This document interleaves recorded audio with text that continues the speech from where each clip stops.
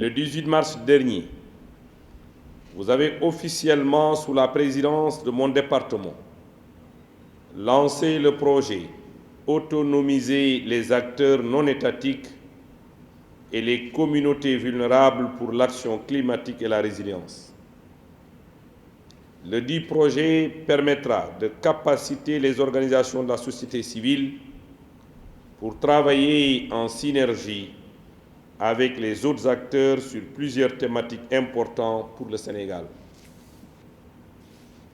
Je citerai ici comme exemple la transition énergétique, l'érosion côtière, l'agriculture et la foresterie, ainsi que d'autres thématiques importantes en vue de la COP26, comme la question des mécanismes des marchés de l'article 6, les pertes et dommages et plus généralement l'adaptation et l'atténuation.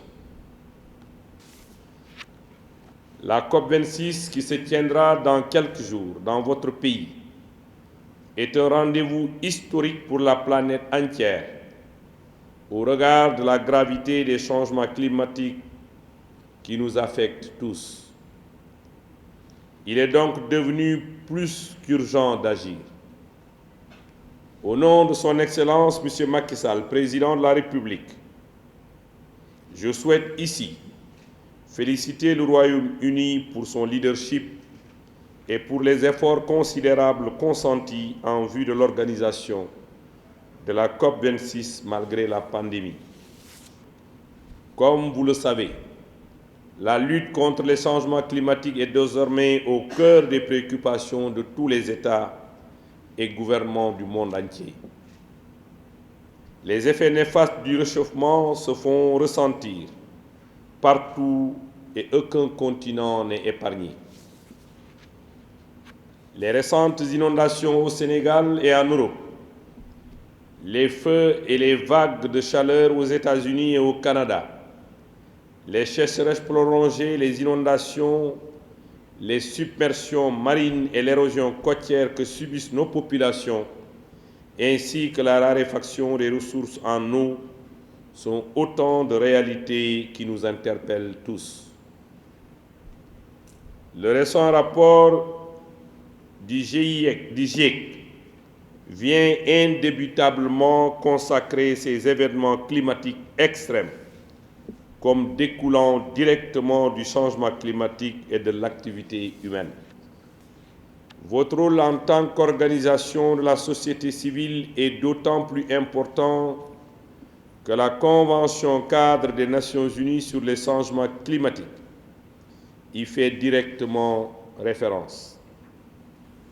Vous pouvez et devez être des acteurs de premier rang dans cette lutte commune.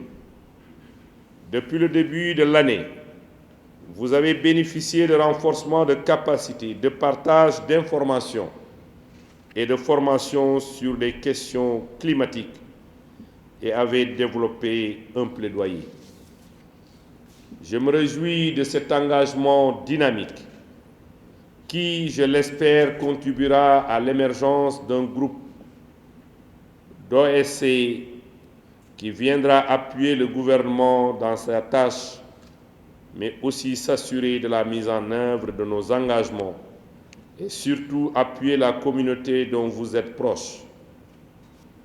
Le Sénégal est résolument lancé dans une transition vers la croissance sobre en carbone et inclusive.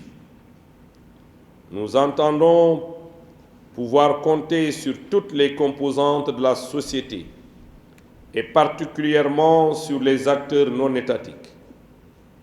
Les organisations de la société civile ont ainsi l'opportunité de faire le rôle d'ambassadeur du climat et de l'environnement et aussi porter ces questions si importantes à tous les niveaux de décision lors des négociations au niveau national, régional et international.